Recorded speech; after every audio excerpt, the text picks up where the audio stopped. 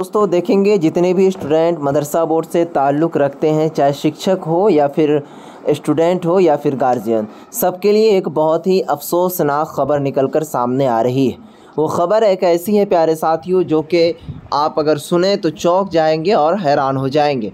चलिए इस वीडियोज़ की शुरुआत करते हैं। इसका असर बच्चों पर भी पड़ेगा और जो गार्जियन है उनके ऊपर भी, और जो शिक्षक है उनके ऊपर भी पड़ने वाला है, और जो बच्चे इनसे पढ़ चुके हैं पहले उनके ऊपर तो और पड़ने वाला है। तो चलिए वीडियो की शुरुआत करते हैं और बताते हैं कि आपको क्या है खबर को जानने से पहले मैं रिक्वेस्ट करूंगा, अगर चैनल पर पहली बार विज़िट किया है तो चैनल को सब्सक्राइब ज़रूर कर लीजिए ताकि आपको छोटी हो या फिर बड़ी अपडेट सबसे पहले मिले। तो चलिए शुरू करते हैं। देखिए दोस्तों, यहाँ पर आज के पेपर हैं और इसमें लिखा हुआ कि मदरसा बोर्ड में सेक्रेटरी व एग्ज़ामिनेशन कंट्रोलर की जगह नई बहाली पर मोहम्मद रफ़ी ने उठाया सवाल, वज़ीर आला को लिखा ख़त।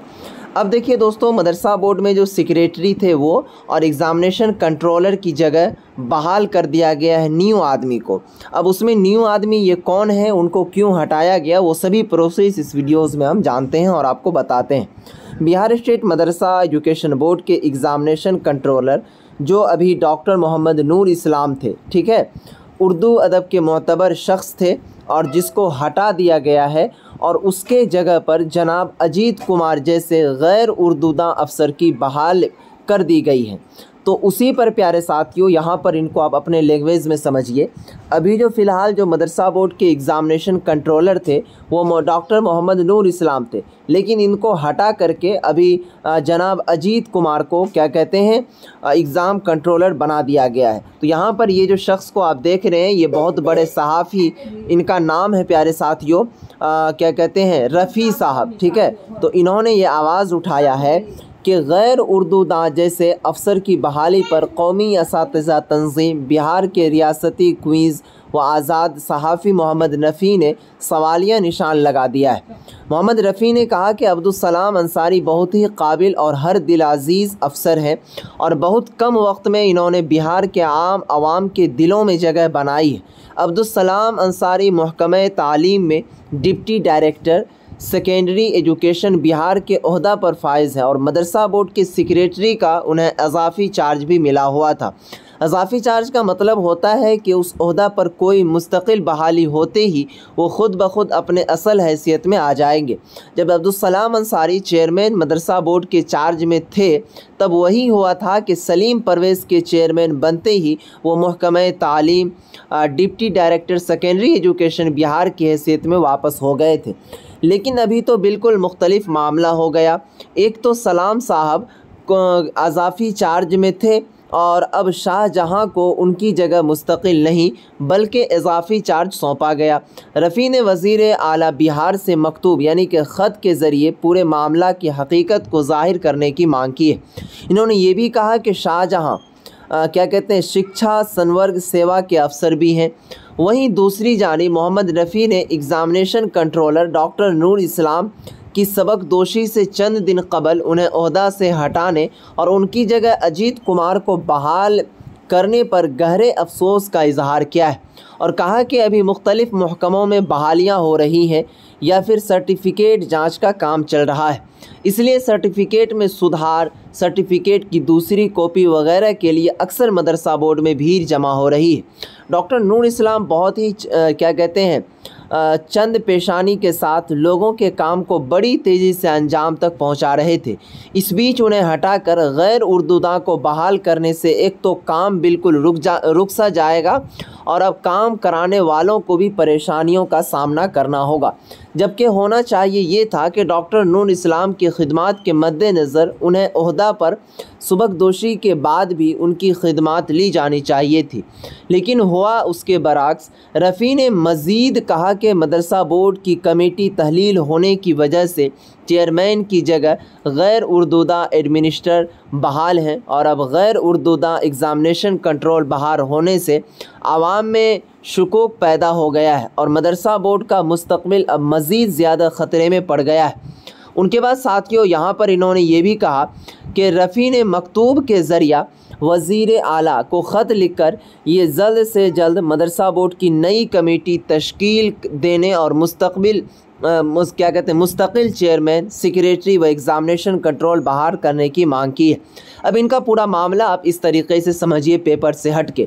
अभी फ़िलहाल मदरसा बोर्ड में जो एग्ज़ामिनेशन कंट्रोलर थे, एग्ज़ामिनेशन कंट्रोलर का मतलब ये होता है कि मदरसा बोर्ड में जो फ़ुक़ानिया और मौलवी की या फिर वस्तानिया के एग्ज़ामिनेशन चलते हैं, फॉर्म भराए जाते हैं, उनको लेकर के हर चीज़ का देख रेख करना, कब डेट निकालना है, कब से एग्ज़ाम लेना है, उसके बाद प्यारे साथियों कब उनका रिज़ल्ट शाया करना है, ये सब काम होता है। तो अभी फ़िलहाल इनके जो कंट्रोलर थे वो डॉक्टर मोहम्मद नूर इस्लाम थे, जिनका भी आप नाम बार बार सुनते होंगे। इनकी कुछ दिनों के बाद क्या कहते हैं सुबकदोशी यानी कि इनका जो है रिटायरमेंट होने वाला था, तो इनके रिटायरमेंट होने से कुछ दिन कबल ही इनको ओहदा से हटा दिया गया।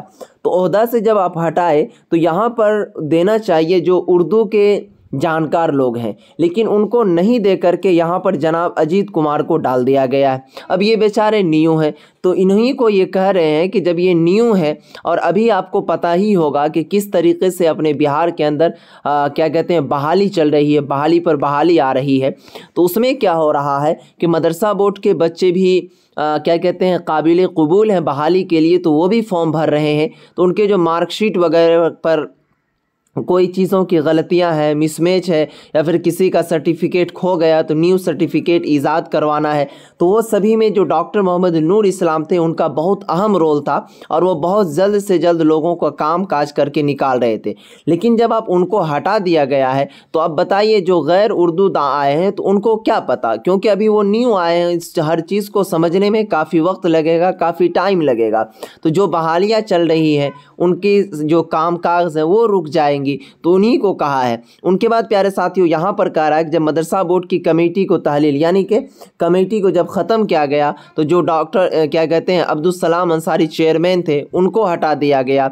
अब जो गैर हैं उनको क्या कहते हैं मदरसा बोर्ड का सेक्रेटरी करार दिया गया, यहाँ पर इन्होंने यही कहा, ठीक है। अब वो भी गैर कौमी है। उसके बाद फिर यहाँ पर कंट्रोल क्या कहते हैं एग्ज़ामिनेशन जो ये भी वही आ गए। तो भैया कम से कम जो उर्दू के जानकार हैं आप उनको ना देंगे बोर्ड के अंदर, तो वो ना समझ पाएंगे कि बच्चों की दुश्वारियों को। अब इसमें देखिए हमने शुरू में ही कहा कि बच्चों को भी दिक्कत है। बच्चों को दिक्कत यहाँ पर होगी जैसे कि मान लीजिए अभी एग्ज़ाम आने वाला है, तो अब अभी उनका रजिस्ट्रेशन हो रहा है, तो अभी ये बेचारे के हाथों में सब चीज़ था कि कब से रजिस्ट्रेशन करवाना है, कब से लास्ट डेट है, कब से एग्ज़ाम फॉर्म भरवाना है, इसमें क्या क्या बच्चों का होना चाहिए, क्या चीज़ पर बच्चों के रजिस्ट्रेशन को हम सही मानेंगे, क्या चीज़ पर हम गलत मानेंगे। लेकिन अभी तो इनको ये नॉलेज नहीं होगा ना, क्योंकि उर्दू मदरसा बोर्ड ही है उर्दू मीडियम, और उर्दू जब तक के जानकार नहीं रहेंगे तो उसमें चलने वाला किसी का है नहीं। तो अब आगे एग्ज़ाम आने वाला, तो सबसे पहले तो बच्चों को परेशानी होगी, जो उसके बाद इसमें असातिज़ा है उनको परेशानी होगी। उनको परेशानी ऐसे होगी कि अब मान लीजिए कोई भी चीज़ का मदरसा का कामकाज कराना हो, बच्चों का कामकाज कराना हो, वो जाएंगे वहाँ पर तो फिर वो नहीं हो पाएगा।